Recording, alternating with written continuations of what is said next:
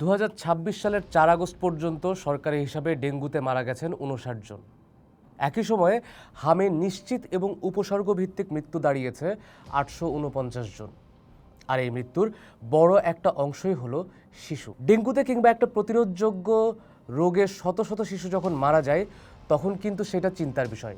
একই সাথে সেটা দেশের জনস্বাস্থ্য ব্যবস্থার জন্য একটা বড় সতর্কবার্তা। তাহলে বাংলাদেশের জনস্বাস্থ্য ব্যবস্থার কোথায় এমন ফাটল তৈরি হয়েছে? আর এই ফাটলের সুযোগ নিয়ে বহু বছরের নিয়ন্ত্রণে থাকা একটা রোগ আবার ফিরে এসেছে। বিশ্ব স্বাস্থ্য সংস্থা বা হু বহু বছর ধরেই বলে আসছে যে শুধু হাসপাতাল কিংবা ডাক্তার দিয়ে দেশের স্বাস্থ্য ব্যবস্থা গঠন করা সম্ভব না। এর সঙ্গে নিয়মিত টিকাদান, রোগ শনাক্ত করার নজরদারি ব্যবস্থা, টিকা ও ওষুধের সরবরাহ, মাঠ পর্যায়ের স্বাস্থ্যকর্মী, গবেষণা, রিস্ক অ্যানালাইসিস এবং সময় মতো সঠিক সিদ্ধান্ত নেওয়ার সক্ষমতা জড়িত থাকে। এগুলোর মধ্যে যে কোনো একটা অংশ যদি দুর্বল হয়ে যায়, ধীরে ধীরে পুরো সিস্টেমটা ক্র্যাশ করতে শুরু করে। হু এবং ইউনিসেফ বহুবার বাংলাদেশকে দক্ষিণ এশিয়ার সফল টিকাদান কর্মসূচির উদাহরণ হিসেবে উল্লেখ করেছে। সে সময় হাম রুবেলার টিকা এক্সপ্যান্ডেড প্রোগ্রাম অন ইমিউনাইজেশন এর মাধ্যমে লাখো শিশুর কাছে পৌঁছেছিল। ফলে বাংলাদেশের জন্য হাম কোনো সংকটের নাম হিসেবে ছিল না। কিন্তু 2026 সালে এসে হাম আবার দেশব্যাপী ভয়াবহ জাতীয় সংকটে পরিণত হয়েছে। হু এবং ইউনিসেফের যৌথ টিকাদান তথ্য অনুযায়ী 2019 সালে বাংলাদেশের প্রথম ডোজ এমআর টিকার কভারেজ ছিল 88.6%। 2023 সালে তা কমে দাঁড়ায় 86%। এরপর 2025 সালে সরকারি তথ্যেই দেখা গেছে জাতীয়ভাবে যোগ্য শিশুদের মধ্যে প্রায় 59% হামের টিকা পেয়েছিল, যে তথ্য কিন্তু পরে আবার ওয়েবসাইট থেকে সরিয়ে ফেলা হয়। এই পরিসংখ্যানের অর্থ কী? এর অর্থ হলো বাংলাদেশে হাম ও রুবেলার প্রতিরোধ ব্যবস্থায় একটা বড় ধরনের স্বাস্থ্য ঝুঁকি ও চরম আঞ্চলিক বৈষম্য চলছে। কারণ এই দুটি রোগ ঠেকানোর জন্য অন্তত 95% টিকা কভারেজ প্রয়োজন। সেখানে কভারেজ দিনকে দিন কমছে। আর টিকা কভারেজ কমতে থাকা মানে হার্ড ইমিউনিটি ভেঙে পড়ছে। প্রায় 41% শিশু টিকার বাইরে থেকে যাওয়ার অর্থ দেশে একটা বড় ইমিউনিটি গ্যাপ বা কম প্রতিরোধ ক্ষমতা সম্পন্ন শিশু তৈরি হচ্ছে। এর ফলে দুর্গম বা পিছিয়ে পড়া অঞ্চলে যে কোনো সময় মারাত্মক হামের প্রাদুর্ভাব, নিউমোনিয়া, অন্ধত্ব, এমনকি শিশু মৃত্যু বাড়িয়ে তুলতে পারে। এছাড়াও গর্ভবতী নারীদের মাধ্যমে নবজাতকদের মধ্যে জন্মগত ত্রুটির ঝুঁকি বহুগুণে বৃদ্ধি পেতে পারে। জেলাভিত্তিক এই বিশাল পতন চোখে আঙ্গুল দিয়ে স্পষ্ট করে দেখিয়ে দিচ্ছে যে স্থানীয় স্বাস্থ্যসেবা বাস্তবায়নে গভীর প্রশাসনিক দুর্বলতা রয়েছে। এই সমস্যা নতুন এমন না, কিন্তু এই সমস্যা শুরু হয়েছিল অনেক আগেই। এর প্রথম ধাক্কা আসে কোভিডের সময়। হু এবং ইউনিসেফের একাধিক প্রতিবেদনে বলা হয়েছে মহামারীর সময় বিশ্বের বহু দেশের মতো বাংলাদেশেও নিয়মিত টিকাদান কর্মসূচি ব্যাহত হয়েছে। অনেক পরিবার স্বাস্থ্য কেন্দ্রে পর্যন্ত যেতে পারেনি। অনেক এলাকায় মাঠ পর্যায়ের কার্যক্রম সীমিত হয়ে পড়ে। কিন্তু জনস্বাস্থ্য বিশেষজ্ঞরা বলেছেন কোভিডের সময় কেবল শুরু হয়েছিল, এরপর আরও কয়েকটা ঘটনা ঘটতে শুরু করে।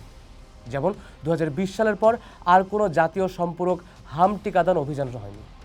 2024 সালে নির্ধারিত ক্যাচ আপ কর্মসূচিও বাস্তবায়িত হয়নি।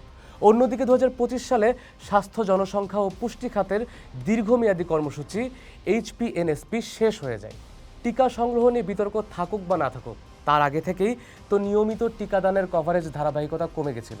অর্থাৎ স্বাস্থ্য ব্যবস্থার ভেতরে ঝুঁকি তৈরি হচ্ছিল বহু বছর ধরেই। যদি সেই সময়ে সরবরাহ ব্যবস্থায় কোনো বিঘ্ন ঘটেই থাকে, তাহলে দুই বিপদ এখন একসঙ্গে কাজ করছে। জনস্বাস্থ্যে একে অনেক বিশেষজ্ঞ কম্পাউন্ড রিস্ক বা যৌথ ঝুঁকি হিসেবে ব্যাখ্যা করে। যদি আন্তর্জাতিক অংশীদাররা আগে থেকেই সম্ভাব্য ঝুঁকির কথা জানিয়ে থাকে, তাহলে সেই সতর্কবার্তাগুলো কিভাবে মূল্যায়ন করা হয়েছিল? টিকা সংগ্রহ ব্যবস্থা পরিবর্তনের আগে কি পূর্ণাঙ্গ রিস্ক অ্যানালাইসিস করা হয়েছিল? এই প্রশ্নগুলোর উত্তর এখনও স্পষ্ট নাই।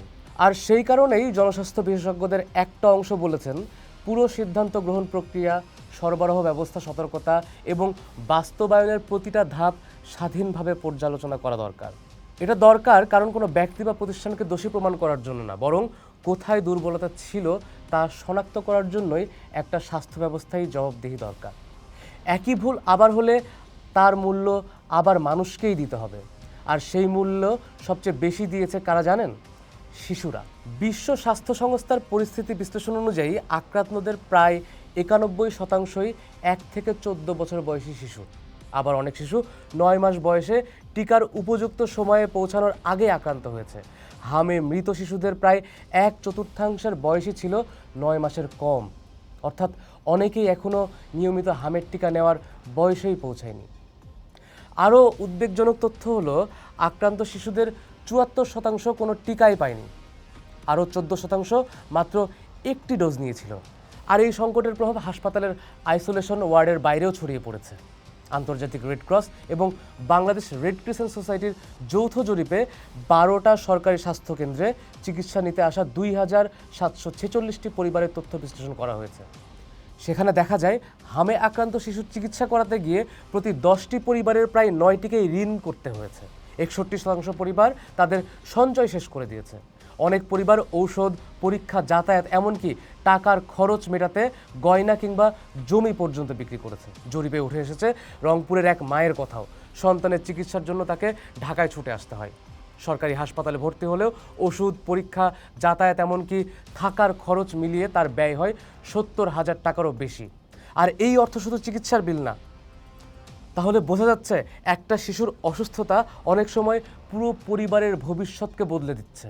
আচ্ছা, এখন কি তাহলে পরিস্থিতি বদলাতে শুরু করেছে? সরকার কি বলছে? হু, ইউনিসেফ এবং জিএভিআই এবং আন্তর্জাতিক জনস্বাস্থ্য বিশেষজ্ঞরা বলছেন ভবিষ্যতে এমন সংকট ঠেকাতে বাংলাদেশের কি করা উচিত। এই সংকটের মধ্যে সরকার ইতোমধ্যে কয়েকটা জরুরি পদক্ষেপ নিয়েছে। উচ্চ ঝুঁকির এলাকায় হাম ও রুবেলার বিশেষ টিকাদান অভিযান শুরু হয়ে গেছে। টিকা সংগ্রহের আবার ইউনিসেফের কারিগরি ও সরবরাহ সহায়তা নেওয়া হচ্ছে। পাশাপাশি যেসব এলাকায় সংক্রমণ বেশি সেখানে দ্রুত টিকা পৌঁছে দেওয়া, নজরদারি বাড়ানো এবং শিশুদের শনাক্ত করার কাজও জোরদার করা হয়েছে। কিন্তু এগুলো কি যথেষ্ট? বিশ্ব স্বাস্থ্য সংস্থা বলছে না। হুয়ের ভাষায় জরুরি টিকাদান অভিযান একটা প্রাদুর্ভাব নিয়ন্ত্রণ করতেই পারে, কিন্তু ভবিষ্যতে একই সংকট ঠেকাতে পারে না যদি না নিয়মিত টিকাদান কর্মসূচি আবার আগের শক্ত অবস্থানে ফিরিয়ে আনা যায়। একই বার্তা দিয়েছে ইউনিসেফ। তাদের মতে শুধু টিকা কিনলেই হবে না, সে টিকা সময় মতো দেশের প্রতিটি স্বাস্থ্যকেন্দ্রে পৌঁছাতেও হবে। প্রত্যন্ত অঞ্চলে শিশুরাও যাতে সমানভাবে টিকা পায় সেই সরবরাহ ব্যবস্থা নিশ্চিত করতে হবে। একই সঙ্গে মানুষের আস্থা ফিরিয়ে আনতে হবে, কারণ অনেক পরিবার টিকা মিস করে শুধু সরবরাহ সংকটের কারণে নয়, তথ্যের অভাবে, গুজব কিংবা স্বাস্থ্যসেবার সঙ্গে দুর্বল যোগাযোগের কারণেও টিকা মিস হয়ে যায়। আর যদি সেই সতর্কবার্তা সময় মতো কার্যকর পদক্ষেপ পরিণত না হয়, তাহলে একসময় এই সংকট হাসপাতালের শিশু ওয়ার্ডে গিয়ে প্রভাব ফেলা শুরু করবে। জনস্বাস্থ্য বিশেষজ্ঞরা বারবার একটা কথাই বলছে, টিকার সবচেয়ে বড় সাফল্য হলো মানুষ বুঝতেই পারে না সেটা তাকে কীভাবে কত বড় বিপদ থেকে রক্ষা করছে। তাহলে আমরা আবার কি এই সংকটকে শুধুই একটা প্রাদুর্ভাব হিসেবে দেখব? পোস্ট দেখুন, ভাবুন, করুন, থাকুন পোস্টের সাথেই।